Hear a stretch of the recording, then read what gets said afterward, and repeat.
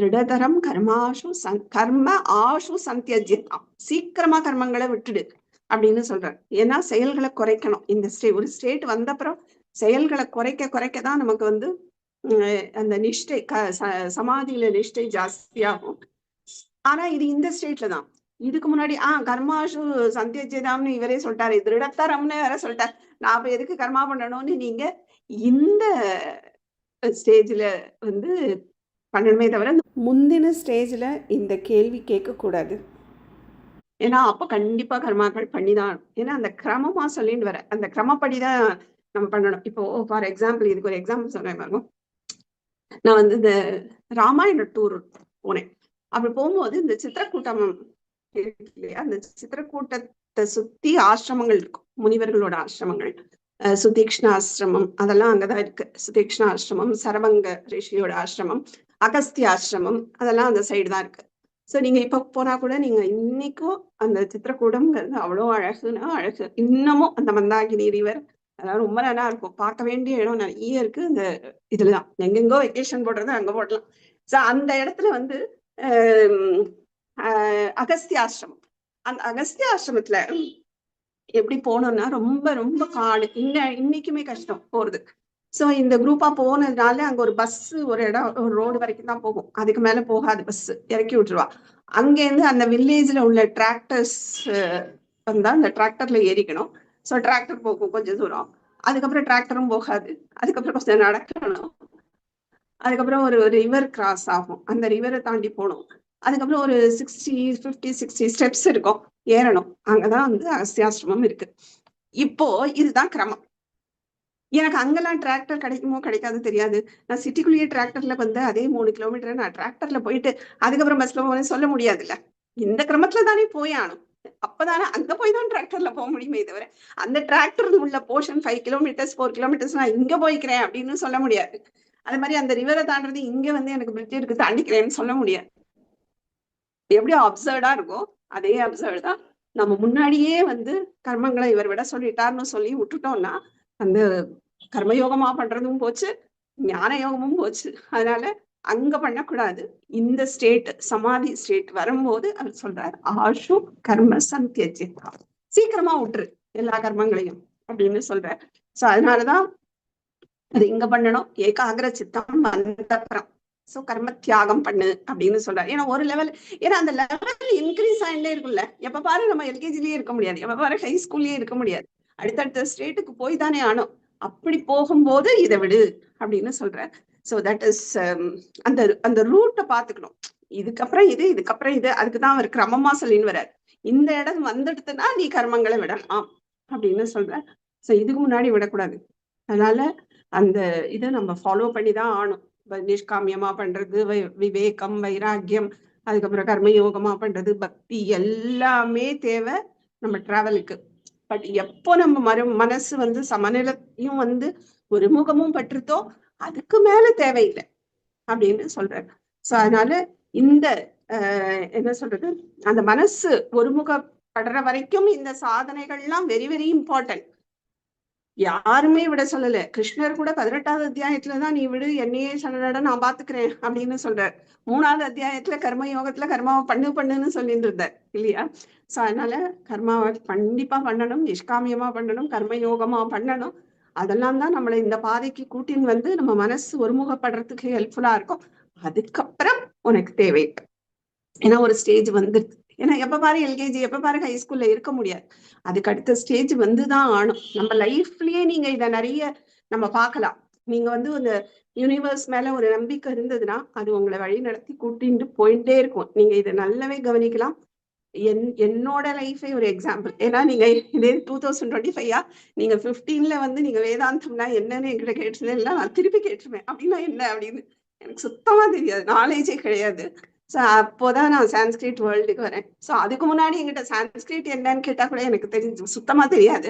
சான்ஸ்கிரிட்ல இப்படி பேசலாம்னு கூட எனக்கு தெரியாது. அப்படி ஒரு ஸ்டேட். ஸோ 2015 மார்ச்ல தான் எனக்கு இந்த வேர்ல்டு சான்ஸ்கிரிட் வந்து எனக்கு கிடைச்சது. ஸோ அந்த சான்ஸ்கிரிட் வேர்ல்டுல எனக்கு பெரிய பெரிய மாஸ்டர்ஸ் படிக்கிற ஒரு சான்ஸ் கிடைச்சது. அந்த ஃபோக்கஸ் இருந்துச்சு, அதுக்கு சொல்ல வரேன், ஸ்ரத்தா and focus. So at a time 3 இடத்துல அப்படியே எக்ஸாம் எழுதி அப்படியே ரொம்ப பிஸி. அப்ப லைஃபும் ரொம்ப பிஸி. குழந்தைகள், சின்ன குழந்தைகள், மாமனார், எனக்கு கடமைகள் ஜாஸ்தி, சப்போர்ட்டுக்கு ஆள் கிடையாது. அப்படியே அலைஞ்சு, அப்ப வந்து ஆன்லைன்லாம் கிடையாது, ஆஃப்லைன். ஸோ அலைஞ்சு தான் படிக்கணும். படிக்கும் போதே வாலண்டியரிங் பண்ணேன், சம்ஸ்கிருத பாரதியோட வாலண்டியரிங். ஸோ சிபிரம் இருக்கும், பேப்பர் கரெக்ஷன் வரும், அதுக்கப்புறம் அந்த எக்ஸாம் ரிலேட்டடாக கோஆர்டினேஷன். ஸோ இப்படி கூட்டின்னு போகிறது. ஸோ எக்ஸாம் கோஆர்டினேஷன் அதுக்கெல்லாம் வந்தேன். Full and full tight. இதை தவிர்த்து நான் வேறு படிக்கணும். இந்த இது முடிஞ்சதும் வந்து சாஸ்திரம் படிக்கிறதுக்கு அந்த யூனிவர்ஸ் என்னை திருப்பி விட்டது. ஸோ அங்கே வந்து எனக்கு நிறைய ஹெல்ப் பண்ணாங்க, படின்னு. அதுவும் இந்த மாதிரி மெட்ராஸ் யூனிவர்சிட்டி இந்த மாதிரிலாம் தமிழில் எழுதணும், இதில் பண்ணாத ஸ்ருங்கேரியில் பண்ண சான்ஸ்கிரிட்டில் தான் எழுதணும், சாஸ்திரம் பேஸ்ட் அப்படின்னு ஆச்சாரியா. சரி பண்ணலான்னு போய் அப்ரோச் பண்ணும்போது இது இல்லை, சீட் இல்லை, முடிஞ்சு போச்சு அப்படின்னு சொல்லிட்டா. So next year you have to wait for 1 year. அதுக்கப்புறம் 1 year வந்து ஒரு பிரிட்ஜ் ஆச்சாரியா பண்ணணும், அதுக்கப்புறம் தான் நீங்க எம்ஏ பண்ண முடியும், ஆச்சாரியா பண்ண முடியும் அப்படின்னு சொன்னா. என்ன பண்றது, என்னடா இது இப்படி ஸ்ட்ரக் ஆயிட்டோமேன்னு இருந்தது. அதுக்கும் அந்த யூனிவர்ஸ் வழிவிட்டது. உடனே அவர் திருப்பி கால் பண்ணி, இன்னொரு சான்ஸ் இருக்கு, நீங்க வந்து என்ட்ரன்ஸ் மூலமா வந்துருங்க, அது ஒரு வழி இருக்கு, 8 months ஒரு என்ட்ரன்ஸ் இருக்கு, ஆனா அது சென்னையில கிடையாது, நீங்க வந்து கேரளா போய் என்ட்ரன்ஸ் எழுதணும். நீங்க கேரளா போய் என்ட்ரன்ஸ் எழுதினீங்கன்னா நீங்க சான்ஸ் இருக்கு ஆச்சாரியா பண்றதுக்கு. சரி பண்ணலாம் அப்படின்னு சொல்லிட்டு என்னோட குரு எல்லாருமே மோட்டிவேட் பண்ணேன். அப்படி பண்ணலான்னு பார்த்தா சிலபஸ் பார்த்தா 5 பெரிய பெரிய காவியங்கள், எப்படி 8 monthsல இது முடிக்க முடியும் அப்படின்னு இருந்தது. ஸோ அதுக்கெல்லாம் அப்படியே ஓடுவோம். அதுக்கு சொல்றேன், அந்த கான்சென்ட்ரேஷன் அப்படியே இந்த வேலை அந்த வேலை, வாலண்டியரிங், கிரகஸ்தாசிரமத்தை விட முடியாது, குழந்தைங்க எதையும் விட முடியாது. ஸோ நான் 3 o'clock எழுந்திருக்கிறது, நைட்டு லேட்டா படுக்கிறது, அப்படி ஓடி ஓடி படிச்ச காலம் அது. ஸோ அதுக்கப்புறம் சாஸ்திரம் இதுல கிடைச்சது, என்ட்ரன்ஸ்ல கிடைச்சிருது. ஸோ அந்த 2 years நான் சாகித்ய சாஸ்திரம் எடுத்துக்கொண்டேன். எதுக்கு இதை பண்றோம் அப்படின்னு கொஸ்டின்லாம் நான் கேட்டதே இல்லை. அது கூட்டின்னு போவோம், அவ்வளோதான். அதுக்கப்புறம் அப்படியே தான் திரும்பினேன். ஸோ திரும்பும் போது இந்த மாதிரி நான் உங்களுக்கு சொல்ற மாதிரி தான். ஸோ என்ன திரும்பி பார்க்கணும், என்னோட வாசனைகளை கண்டுபிடிக்கணும். நான் உள்ள திரும்புறதுக்கு நிறைய டைம் தேவைப்பட்டதில்ல. ஸோ அதனால என்னால அந்த வாலண்டியரிங் ரொம்ப பண்ண முடியல. ஸோ அதெல்லாம் அப்படியே குறைச்சிட்டு வேதாந்தம் சைடு வந்தேன். அங்கேயும் ஃபோக்கஸ்டா என்னென்ன அந்த ரெசல்யூஷன். இப்போ நியூ இயர் வந்து எத்தனை பேர் ரெசல்யூஷன் எழுதி வச்சிருக்கேன்னு தெரியாது. நியூ இயர்க்கு ரெசல்யூஷன் எழுதுவோம் நான் சொல்லிட்டே இருக்கேன். டிசம்பர் லாஸ்ட் வீக் வந்து நான் என்னோட ரெசல்யூஷன் ரெடி ஃபார் 2026 அந்த மாதிரி இருக்கணும். எத்தனை பேர் எழுதினேன்னு தெரியாது, இல்லைன்னாலும் பரவாயில்ல, இனிமே எழுதுங்க. அந்த ஃபோக்கஸ் இருக்கணும், ஸ்ரத்தா இருக்கணும். ஸோ அந்த பாத்துல வர வர என்னால் வாலண்டியரிங் அவ்வளவா பண்ண முடியல.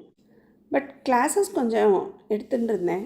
அதுக்கப்புறம் இந்த வேதாந்தத்துல கிளாஸ் எடுக்கிற அளவெல்லாம் முதல்ல எனக்கு தெரியவும் தெரியாது. எனக்கு அந்த ஆடியன்ஸ் ஃபேஸ் பண்ற இதெல்லாம் கிடையாது, யாரு கூடயும் பேச மாட்டேன், ரொம்ப கான் டைப்பு, பேசுறதுக்கே எனக்கு தெரியாது.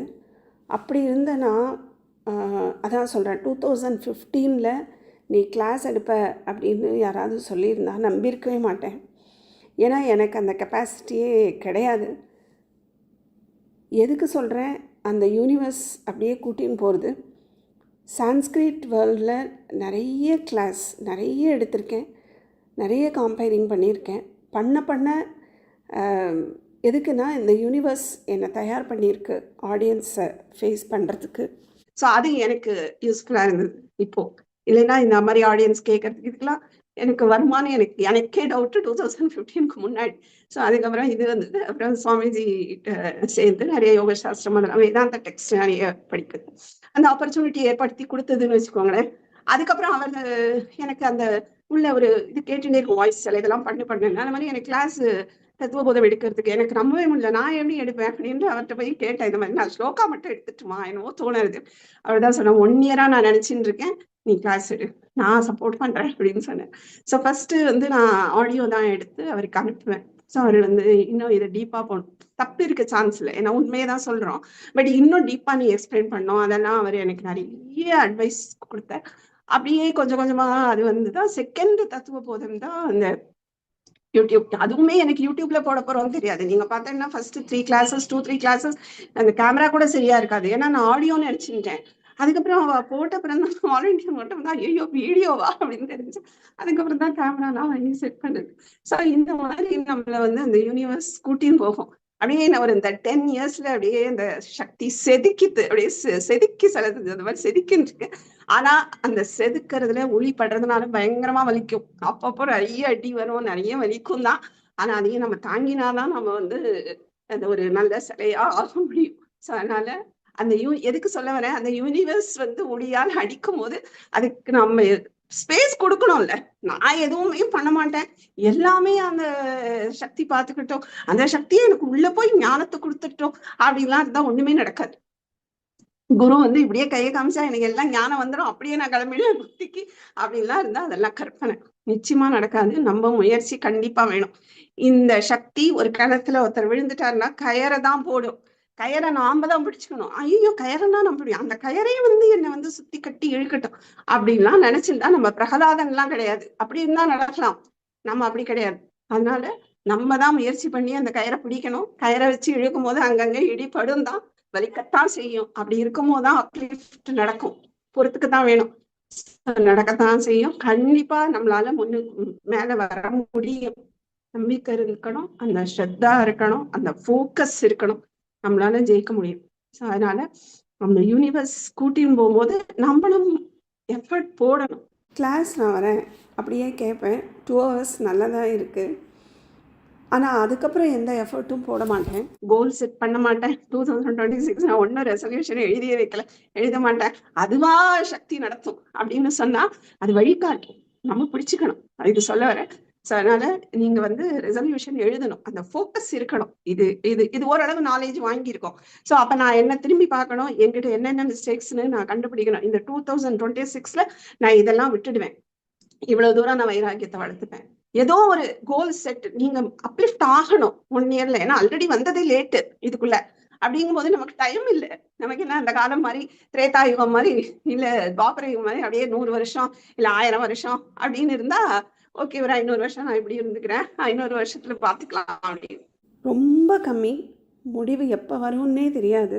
அதுவுமே வியாதிகள் சூழ்ந்திருக்கு, எப்போ யாருக்கு என்ன வரும்னே சொல்ல முடியாது. அப்போ கிடைச்ச ஆப்பர்ச்சுனிட்டியும் விடக்கூடாது. அந்த நம்ம இப்பவே எஃபர்ட் போடணும், ஏன்னா வந்ததே லேட்டு. ஸோ நல்ல எஃபர்ட் போட்டு நம்ம லிஸ்ட் டவுன் பண்ணி என்னென்னலாம் நான் எடுக்க போறேன் 2026 என்கிட்ட என்னெல்லாம் நம்ம திரும்பி பார்க்கணும். அதுக்குதான் எழுதி வைக்கணும். திரும்பி பார்த்து 2026 மார்ச்க்குள்ள இதை எடுப்பேன் அப்படின்னா மார்ச்ல நம்ம ரிவைஸ் பண்ணணும், பண்ணி ஓகே டிக் பண்ணிக்கணும். இதெல்லாம் நம்ம தான் பண்ணணும், ஏன்னா நமக்கு முதல்ல இதை யாரும் பண்ணவும் முடியாது இல்லையா. நம்மளோட வாசனையை நமக்கு தானே தெரியும், நம்ம தானே ட்ரேஸ் அவுட், நமக்கே தெரியல ட்ரேஸ் அவுட் பண்ணி தான் கண்டுபிடிக்கணும். இன்னொருத்தர் எப்படி பண்ண முடியும்? ஸோ அதனால நம்ம நிறைய டைம் இதுக்கு போடணும். அதுவா ஆட்டோமேட்டிக்காலாம் நடக்காது. இன்ஃபர்மேஷன் கிடைக்கலாம், யார் மூலமாவது நமக்கு அந்த சக்தி இன்ஃபர்மேஷனை கொடுக்கும், நாம தான் பிடிச்சிருந்து முன்னுக்கு வரணும். So this is very very important. இந்த சமாதானம்ங்கிறது நமக்கு இந்த ரியல் லைஃப்லயும் இம்பார்ட்டன்ட். நீங்க வந்து நம்ம மோட்சம் இந்த பாதைக்கும் இஸ் வெரி வெரி இம்பார்ட்டன்ட். சமாதி வந்து அல்டிமேட். அதுக்கு தான் சொல்ல வந்தேன். இதுக்கு முதல்ல நம்ம என்ன பண்ணணும், இந்த பொறுப்புகள் எல்லாம் கொடுக்கணும். கொடுத்துட்டு வெளியில வர பார்க்கணும். ஐயோ நான் ஆவி போனாலும் சாவி கொடுக்க மாட்டேன் அப்படின்னு நிறைய பேர் இருப்பா.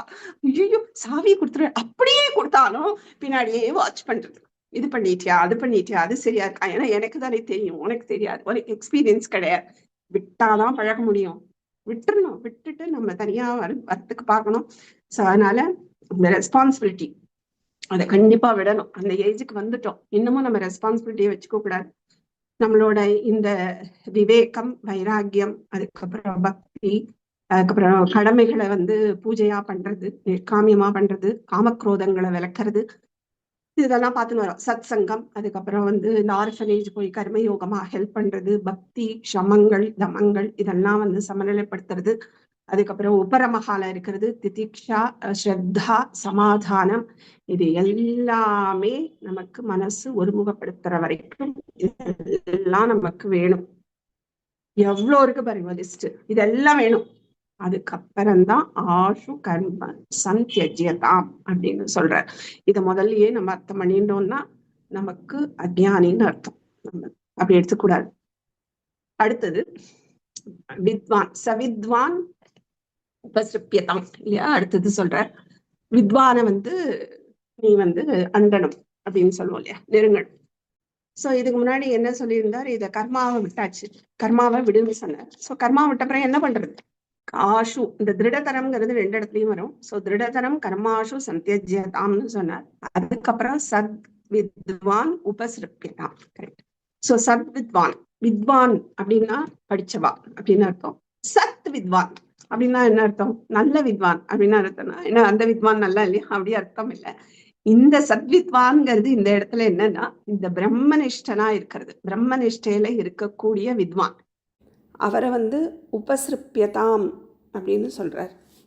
நம்ம நெருங்கணும், நம்ம போய் அண்டணும், போய் சொல்லி கொடுக்கறதுக்கு நம்ம அவர்கிட்ட போகணும் அப்படின்னு சொல்றேன். அவருக்கு சொல்லி கொடுக்குற சாமர்த்தியம் இருக்காங்கிறதையும் பார்க்கணும். சில பேருக்கு அது இருக்காது, அவளுக்கு ஞானம் இருக்கலாம், ஆனா அதை எப்படி கம்யூனிகேட் பண்றது, அந்த ஸ்டெப்ஸ், அந்த வழிமுறை இன்னொருத்தருக்கு புரியற மாதிரி சொல்றதுங்கிறது இருக்காது. அதுக்காக அவளுக்கு ஞானம் இலக்கம் இல்லை. அது ஒரு டைப். அதான் கைவல்ய நவநீதத்துல ஞானிகள்ல 4 டைப் இருக்குன்னு சொல்ற. பிரம்மவித்து, வரன், வரியன், வரிஷ்டன்.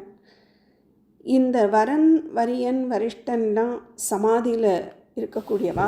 வரன் அப்பப்போ வெளியில வருவா, சமாதியில இருப்பா. இந்த பிரம்மவித்து அப்படிங்கிறவர் தான் ஞானிதான், ஆனா அவர் தான் டீச் எல்லாம் பண்ண முடியும்.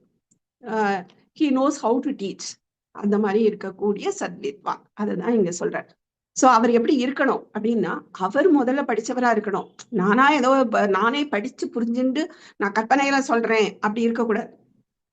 ஏதாவது ஒரு குரு அண்டி அவர் படிச்சிருக்கணும், அந்த மாதிரி இருக்கக்கூடியவரா இருக்கணும். பேரு, புகழ், பணம் இதுலெல்லாம் இஷ்டம் இல்லாதவரா இருக்கணும். அவர் அதை பிராக்டிஸ் பண்றவரா இருக்கணும். கர்மயோகமோ நம்ம நிஷ்காமியமா பண்றதோ எல்லாம் அவர் பிராக்டிஸ் பண்ணி இருக்கணும். அந்த மாதிரி ஒரு குருவா இருக்கணும். பிரம்ம நிஷ்டையில இருக்கணும், பிரம்மத்தை பத்தி தெரிஞ்சிருக்கணும், அதை எக்ஸ்பீரியன்ஸ் பண்ணி இருக்கணும், மற்றவாளுக்கு சொல்லக்கூடிய ஒரு சக்தியும் இருக்கணும். அப்படி இருக்கிறவரா இருக்கணும். முறைப்படி அவர் படிச்சிருக்கணும், அதெல்லாம் ரொம்ப முக்கியம். அதுதான் சத்குரு அப்படின்னு சொல்றோம். அப்படி இருக்கிறவரை சரணாகதி பண்ணும். ஸ்ரோத்ரிய பிரம்மனிஷ்டன்னு சொல்றது. ஸ்ரோத்ரியம் அப்படின்னா அவரும் காதால சாஸ்திர விஷயங்களை கேட்டிருக்கணும், அவரை தான் நம்ம அண்டணும். சோ அவரை அண்டணும் அப்படின்னா நம்ம என்ன பண்ணணும்னா, இப்போ அவர் என்ன சொல்றாரு, கர்மாவெல்லாம் விட்டாச்சு, ஒரு குருவை அன்றி போகணும் அப்படிங்கிறச்சே அப்படியே போய் நான் உங்ககிட்ட படிக்கிறேன் அப்படின்னு சொல்லக்கூடாது. ஆக்சுவலா ஒரு பெரியவாளை போய் பார்க்கும்போது ஒரு நம்மளால முடிஞ்ச ஏதோ பழமோ தட்சிணைகளோ ஏதோ ஒண்ணு எடுத்துட்டு சாஷ்டாங்க நமஸ்காரம் பண்ணணும் அப்படின்னு சாஸ்திரமே சொல்றது. சாஸ்திரம் சொல்றது. ஏன்னா அந்த சாஷ்டாங்க நமஸ்காரம் பண்ணும்போதுதான் ஈகோ போகும். இல்லைன்னா நான் ஏன் விழணும், இல்லை எக்ஸஸ்க்காக பண்றேன் அப்படின்லாம் இல்லை. அந்த நம்ம கீழே விழுந்து தலை கீழே படும் போதுதான் நம்மளோட கர்வம் எல்லாம் அங்க இறக்கி வைக்கிறோம் அவரோட திருவடியில. சோ அந்த மாதிரி நமஸ்காரம் பண்ணணும். இத கைவல்ய நவநீதத்திலையும் சொல்றார். ஆனபின் மனைவி மக்கள் அட்ட ஏழனைகள் 3 காணவர் வலையில் பட்டு கைத்தப்பி ஓடும் மான் போல் போனவன் வெறுங்கையோடே போகாதே வண்ணம் சென்று ஞான சத்குருவை கண்டு நன்றாக வணங்கினேனே அப்படின்னு சொல்றார். சோ மனைவி மக்கள் அர்த்த ஏழனைகள், அதாவது மனைவிங்கிறது ஒரு ஏழனை. ஏழனைனா ஆசைகள். சோ அந்த ஒரு என்ன சொல்றது பிடிப்பு அப்படி இருக்கு இல்லையா. சோ மனைவி கிட்ட, மக்கள் கிட்ட, அர்த்தம்னா பணம். சோ இதுல உள்ள ஏழனைகள் எல்லாம் விட்டுட்டு எப்படி ஓடணுமா, காணவர் வலையில் பட்டு கைத்தப்பி ஓடும் மான் போல். வலையில அமுட்டுன்றது மான், அப்ப எப்படி ஓடும் அது தப்பிச்சு. சோ அந்த மாதிரி ஓடணுமா. போனவன் எப்படி போகக்கூடாது, வெறுங்கையோட போகாதே, வெறுங்கையோட போகக்கூடாது, போகாத வண்ணம் சென்று ஞான சத்குருவை கண்டு நன்றாக வணங்கினேன். சோ அப்படி ஒரு குருவை பார்த்து நம்ம நமஸ்காரம் பண்ணணும். சோ நமஸ்காரம் பண்றது எதுக்காகனா நம்மளோட அகங்காரம் விழறதுக்கு தான். அந்த மாதிரி சாஷ்டாங்கமா நமஸ்காரம் பண்ணணும். அதுதான் அவர் சொல்றார். சோ அடுத்து என்ன சொல்றார், அனுதினம் தத் பாதுகா சேவியதா. சோ அதுக்கப்புறம் அங்க போயிட்டு என்ன பண்ணணும் அப்படின்னா, அவருக்கு சேவை செய்யணும். Guru seva is very very important. அவருக்கு வேண்டாதான் இருக்கலாம். நாம நான் இது பண்றேன், நமஸ்காரம் பண்றேன், ஆனா ஒருவேளை அவருக்கு அதனால கர்வம் வந்துருமோ, அதனாலதான் நான் பண்ணாம இல்ல. அவருக்கு அது அவரோட ப்ராப்ளம், அது நம்ம ப்ராப்ளம் கிடையாது. சோ நம்ம ப்ராப்ளம், நம்ம நமஸ்காரம் பண்ணணும், நாம தட்சணை கொடுக்கணும் நம்மளால முடிஞ்சது. உடனே அவருக்கு இதெல்லாம் வேணுங்கிறது இல்லை அப்படின்னு நம்மளே டிசைட் பண்ணக்கூடாது. இல்ல அவருக்கு இருந்தா பணக்காரன் தான், கார்லாம் இருக்கு, அவருக்கு பெரிய வீடு தான் இருக்கு, நம்ம கொடுக்கணுங்கிற அவசியம் இல்லை அப்படின்லாம் இருக்கக்கூடாது. நம்மளோட வித்தைக்கு நம்ம கொடுத்துதான் ஆகணும். நம்மளால முடிஞ்சுது, அவர் கேட்காட்டாலும் அவர் கர்மயோகமா பண்ணினாலும் நம்ம கடமை நம்ம கொடுக்கறது. அத அவர் எப்படி எடுத்துக்கணும், அந்த நமஸ்காரத்தையும் அவர் கர்மயோகத்துல எடுத்துக்கணும். அது அவர் ப்ராப்ளம், நம்ம அதை நம்ம சொல்லக்கூடாது. சோ அதனால இந்த குரு சேவா இது கீதையிலையும் சொல்றார், தத்வித்தி பிரணிபாத்தேன பரிப்பிரஷ்னேன சேவையா அப்படின்னு சொல்றாரு இல்லையா. உபதேக்ஷந்தி தே ஞானம் ஞானினகா தத்துவதர்ஷினகா. இந்த தத்துவதர்ஷினகா உபதேக்ஷந்தி, உபதேசம் பண்றா என்னது, இந்த ஞானத்தை. தத்வித்தி பிரணிபாத்தேன, நமஸ்காரம் பண்ணி, பரிப்பிரஷ்னேன சேவையா, சேவை பண்ணணும். அப்படி அவகிட்ட நம்ம நெருங்கி போகணும். குருவை அவளுக்கு சேவை பண்ணணும். இந்த சேவை, குரு சேவாங்கிறது நமக்கு என்னெல்லாம் பலன் தரும்னா, first it will protect us. அது அவர் அப்படியே சாட்சாத்காரமா ப்ரொடெக்ட் பண்ணணுங்கிற அவசியம் இல்லை. அது நம்ம மானசீகமா பண்ற ஒரு குரு சேவை நம்மளுக்கு வேற யார் மூலமாவது வரலாம், எப்படியோ அது நம்மளை ப்ரொடெக்ட் பண்ணும். ஸோ அதனால அந்த குரு சேவா இஸ் இம்பார்ட்டன்ட். அதுக்கப்புறம் மன தூய்மை. மன தூய்மை, இந்த குரு சேவை பண்ண பண்ண மன தூய்மை வரும். ஏன்னா அவரை நேர்ல பார்த்து சேவை பண்ணும்போது அந்த வைப்ரேஷன், அவர் எப்படி பிஹேவ் பண்றாரு அதெல்லாம் கண்கூடா பார்க்கும்போது ஆட்டோமேட்டிக்கா நம்ம கிட்ட ஒரு சேஞ்சஸ் வரும். நம்ம அதை ஓ இதை மாத்திக்கணும் அப்படிலாம் நம்ம நினைக்கவே வேண்டாம். அது ஆட்டோமேட்டிக்கா நமக்குள்ள ஒரு சேஞ்சஸ் கொண்டு வரும். ஏன்னா நம்ம அப்படி பாக்குறோம் இல்லையா, அவர் கூட பழகிறோம் இருக்கோம். அதனால அந்த ஒரு சத்சங்கம் நமக்கு நிறைய சேஞ்சஸ் கொண்டு வரும், மன தூய்மையை கொண்டு வரும். அதுக்கப்புறம் வினயம். வினயம் வந்தாலே அகங்காரம் கீழே போயிடும். நான் எவ்வளவு பெரிய ஆள் தெரியுமா, நான் என்ன அவரை விழுந்து சேவிக்கணுமா, அவர் என்ன விட சின்ன வயசு, அவரெல்லாம் நான் நமஸ்காரம் பண்ணணுங்கிறது இல்லை. இதெல்லாம் அகங்காரம். அதனால பாலபெரியவா இருக்கா, எவ்வளவு பேருக்கு அவர் சின்னவர் தான், அதுக்காக நமஸ்காரம் பண்ணோட குருன்னு. அதனால அந்த இடத்துல அகங்காரம் அழியிறது. சோ அதனால அது ரொம்ப இம்பார்ட்டன்ட். இந்த குரு சேவை செய்யும் போது என்ன ஆகும்னா, இன்னொன்னு, குருவை பத்தி நம்ம நல்லா தெரிஞ்சுக்க முடியும். இப்ப நிறைய பேர் அந்த தெரிஞ்சுக்காதனாலதான் மாட்டிக்கிறது.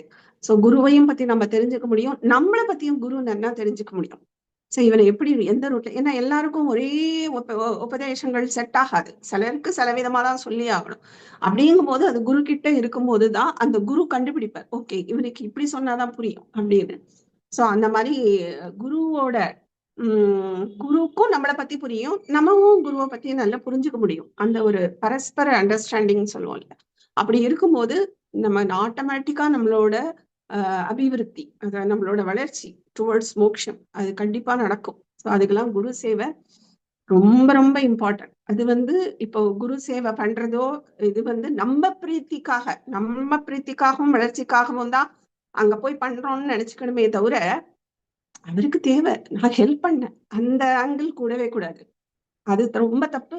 என்னோட பிரீத்தி, என்னோட நான் அவர்கிட்ட கத்துக்கிறேன், அதுக்கு நான் என்னோட சேவை அப்படின்னுங்கிற ஆங்கிள் பண்ணணுமே தவிர, அவர் பெரிய ஆளு, அவருக்கு எதுக்கு நான் பண்ணணும், அவர் சின்ன வயசு, அவர் எதுக்கு நான் நமஸ்காரம் பண்ணணும், இந்த மாதிரி ஏடா கூடமா நினைக்கிறது நமக்கு தான் நல்லது இல்லை. அவருக்கு இதனால எதுவும் ஆகாது, எதுவும் இல்லை, நமக்கு தான் நல்லது இல்லை. அவருக்கு எந்த ப்ராப்ளமுமே கிடையாது. நீ சேவை பண்ணாலும் ஒண்ணுதான், பண்ணலைன்னாலும் ஒண்ணுதான், நீ நமஸ்காரம் பண்ணாலும் ஒண்ணுதான், பண்ணலைன்னாலும் ஒண்ணுதான். ஏன்னா அந்த மாதிரி அவர் நிஷ்காமியத்துல பண்ணும்போது, எந்த எக்ஸ்பெக்டேஷனும் இல்லாம பண்ணும்போது அவருக்கு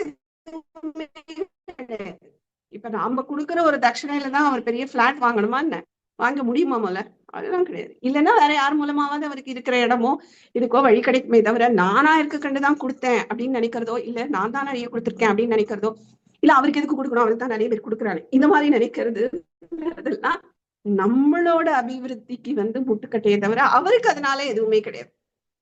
அதனால அதெல்லாம் நம்ம பண்ணணும். இது நான் ஒரு பெரிய ப்ரொஃபஷன்ல இருக்கேன், அது நான் இதுக்கு நமஸ்காரம் பண்ணணும், இந்த மாதிரி இல்லாம அகங்காரம் பயங்கரமா இந்த குரு சேவையில நாசமாகும். It's very very important.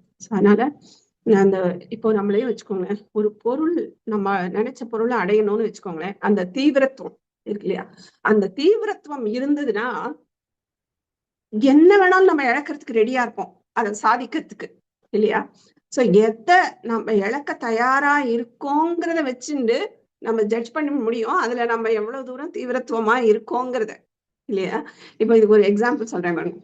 அரசியல் இருக்கு, இந்த அரசியல்ல ஒரு பதவியை அடையணும்னு வச்சுக்கோங்களேன், நாம எல்லாத்தையும் இழப்போம். ஆனா இந்த செல்ஃப் இருக்கே, இந்த செல்ஃப் ரெஸ்பெக்ட், தன்மானம்னு அந்த தன்மானத்தை மட்டும் நம்ம இழக்கவே மாட்டோம். ஆனா அதையும் இழக்கிறதுக்கு தயாரா இருக்கான்ல, ஒரு ஒரு ஒரு பதவி வேணும் அப்படின்னா தன்மானத்தையும் இழந்து மேல் பதவியில உள்ளவா காலில் விழுது, இந்த மாதிரி அவளுக்கு வீட்டுக்கு ஏதாவது ஹெல்ப் வேணா பண்றது, இந்த மாதிரி தன்மானத்தையே அடகு வச்சுதானே ஒரு பதவிக்காக ஆசைப்படுறாள்.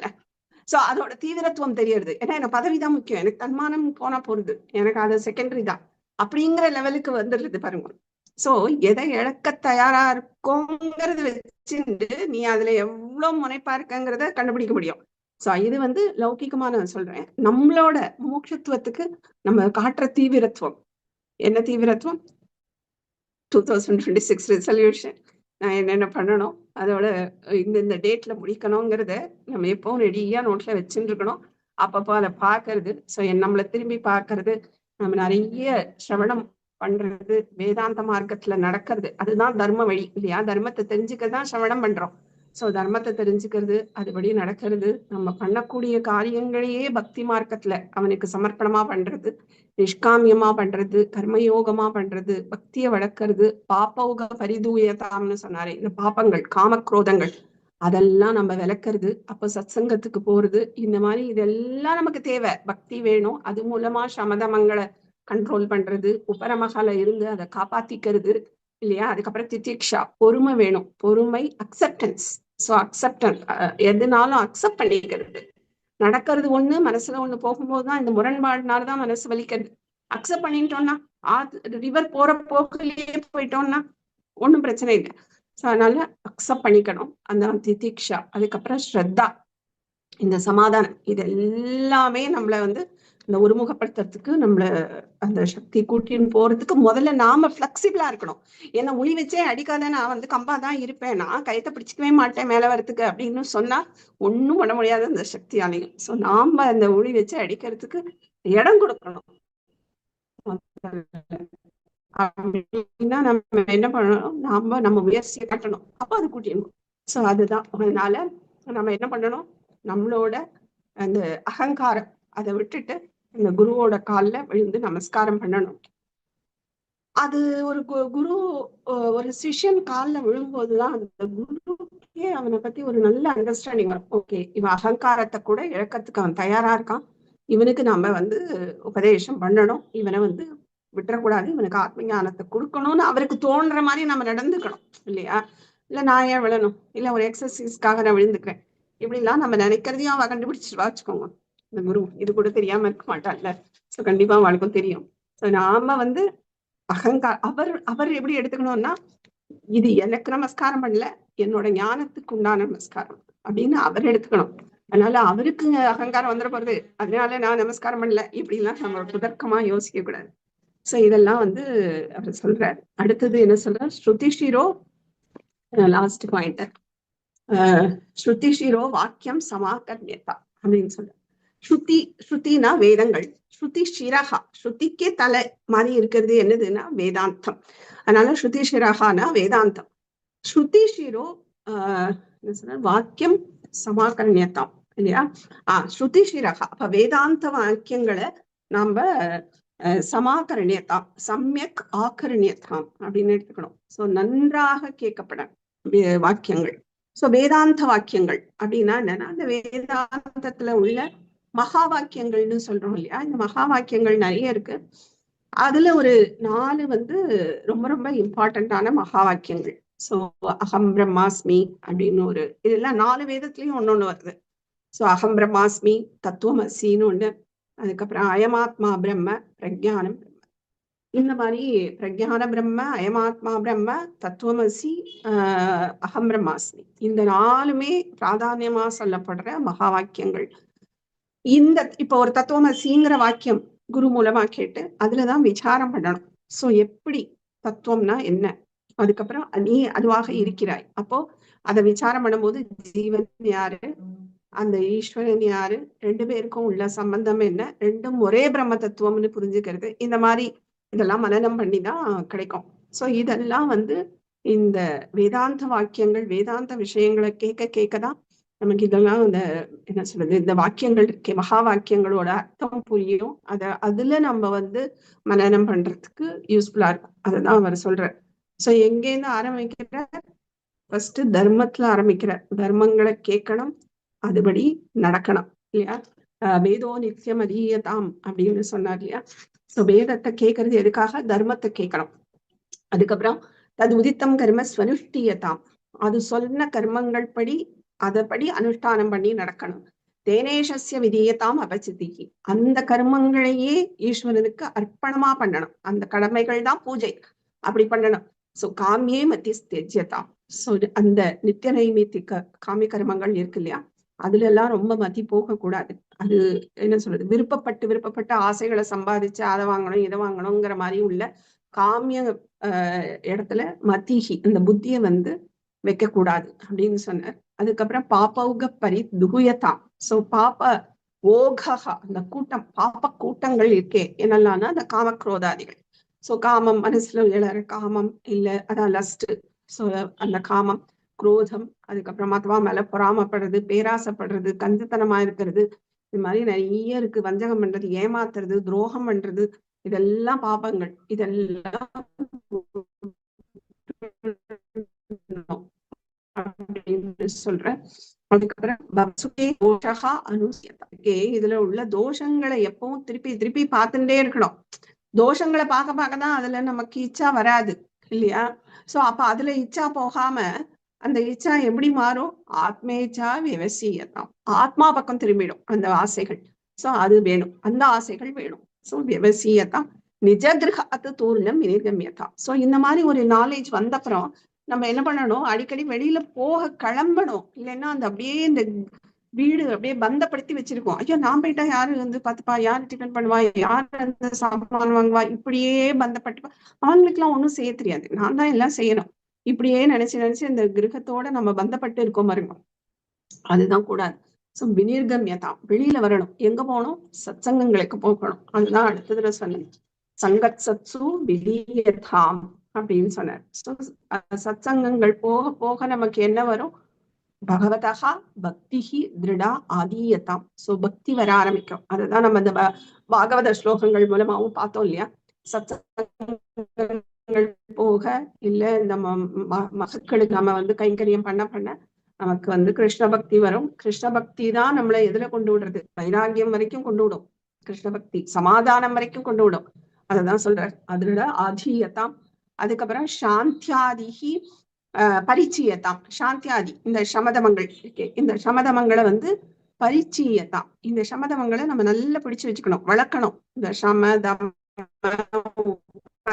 தீக்ஷா, ஸ்ரத்தா, சமாதானம் இதெல்லாம் ரொம்ப வேணும்னு சொன்னா. திருடத்தரம் கர்மாஷு சந்திச்சு, அது இவ்வளவு ஒரு நிலை மனசு ஒருமுகப்பட்டிருக்குன்னா கர்மங்கள் பண்ணணுங்கிற அவசியம் இல்லை. அப்போ அத ஆஷு சந்திச்சு சீக்கிரமா விட்டுடு அப்படின்னு சொன்னார். சத்வித்வான் உபசிருப்பியதாம். அதுக்கப்புறம் என்ன பண்ணணும்னா இந்த குடும்பம் இதுலயே இருக்கக்கூடாது. சோ ஒரு வித்வானை போய் அண்டணும், ஒரு குருவை போய் நம்ம நமஸ்காரம் பண்ணிக்கணும்னு சொன்னார். அதுக்கப்புறம் பிரதிதினம் தத் பாதுகா சேவியர்தான், அவரோட பாதத்தை நம்ம நமஸ்காரம் பண்ணணும், அவருக்கு சேவை செய்யணும். அந்த குருவை நம்ம நல்ல குருவையே அந்த நம்ம சக்தி நமக்கு கொண்டு விடும். முன்னாடி நம்ம தேடி போகணுங்கிற அவசியமே கிடையாதும்பா, தானே கொண்டு விடும். ஆனா அந்த குருவுக்கு நம்ம சேவை பண்ணணும். அதனால அந்த மனப்பான்மையை வளர்த்துக்கணும். பாதுகா சேவியதாம். அதுக்கப்புறம் பிரம்மைக்காட்சரம் அர்த்தியதாம்.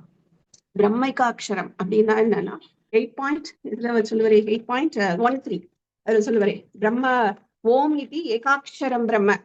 கீதையில ஒரு ஸ்லோகமே வருது, அதுதான் ஓம் இதி ஏகாட்சரம் பிரம்ம வியாகரன் மாம் அனுஸ்மரன்னு எப்ரயாத்தி தியஜந்தேகம் சயாத்தி பரமாம். ஓம் இது ஏகாட்சரம் பிரம்ம, அதுதான் இவரும் சொல்றார். சோ பிரம்ம ஏகாட்சரம், ஏக அக்ஷரம் ஓம் அப்படிங்கிற ஏக அக்ஷரம் அர்த்தியதாம் அப்படின்னா என்னன்னா பிரார்த்தியதாம் அப்படின்னு அர்த்தம். சோ அதனால இந்த ஓம் இது பிரம்ம ஏகாட்சரம் வியாகரன்னு மாம் அனுஸ்மரன்னு, என்ன ஸ்மரணம் பண்ணிண்டே எப்படி பக்தி பண்ணணும், எப்படி தியானம் பண்ணணும் அப்படின்னா ஓம் இது ஏகாட்சரம், அந்த ஏகாட்சரத்தை நீ தியானம் பண்ணலாம் அப்படின்னு சொல்ற.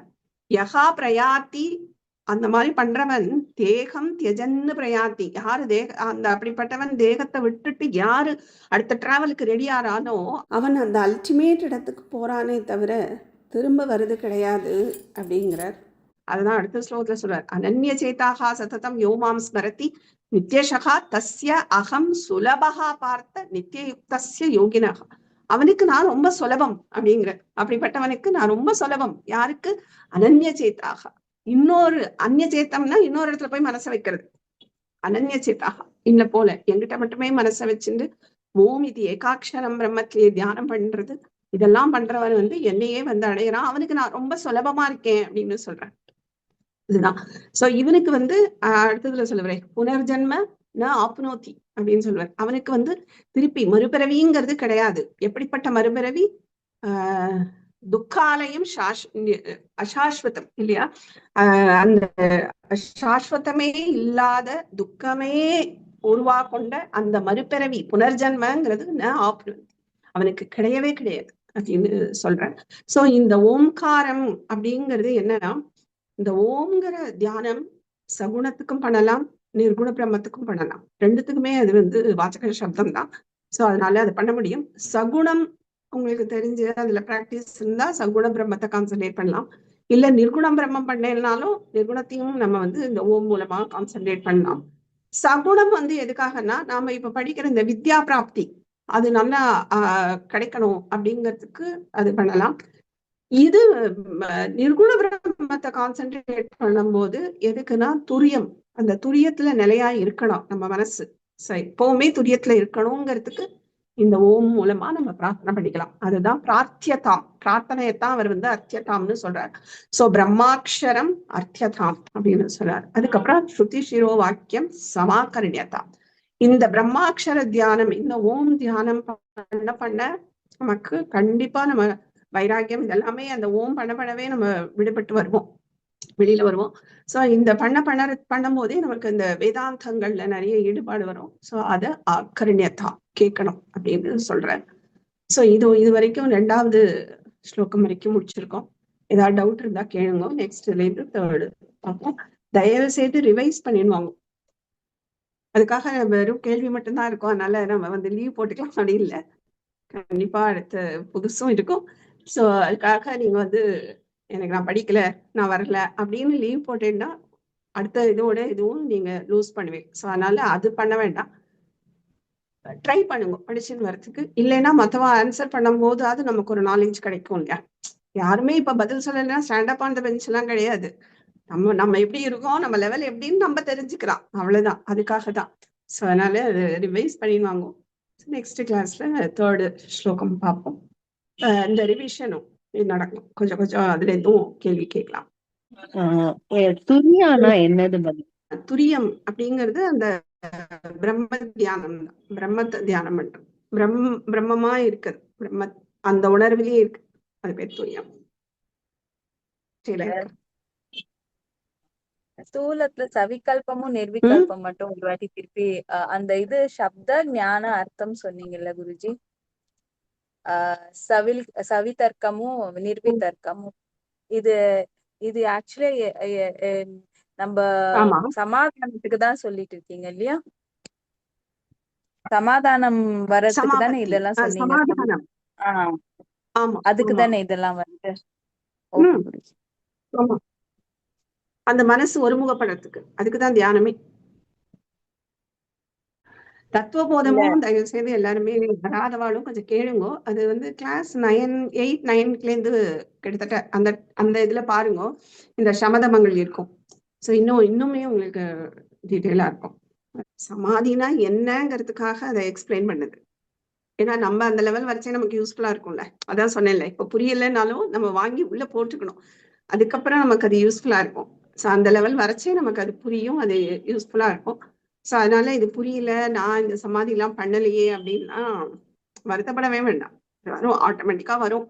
ஆனா இப்ப தெரிஞ்சுக்கணும் என்னென்ன சமாதி இருக்கு, என்ன நம்ம இன்னும் நிறைய சமாதி டைப்ஸ் இருக்கு. இப்போ நான் 4 தான் சொன்னேன். பீஜ சமாதியில உள்ள 4 தான், நிறைய சமாதிகள் இருக்கு.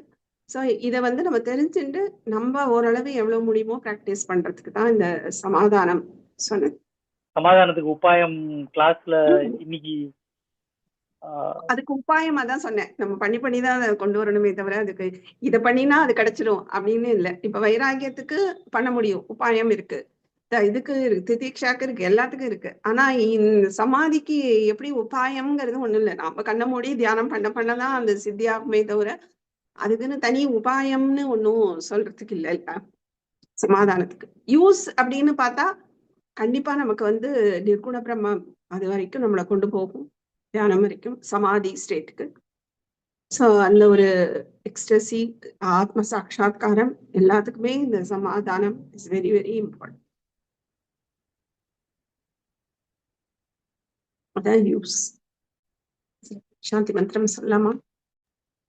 सर्वे பையன் भवन्तु सुखिनः, सर्वे सन्तु निरामयाः, सर्वे भद्राणि पश्यन्तु, मा कश्चित् दुःखभाग् भवेत्. ॐ शान्ति शान्ति शान्तिः. श्रीगुरुभ्यो नमः. हरिः ओम्. धन्यवादः. पुनः ధన్యవాదాः. పునర్మిలామः.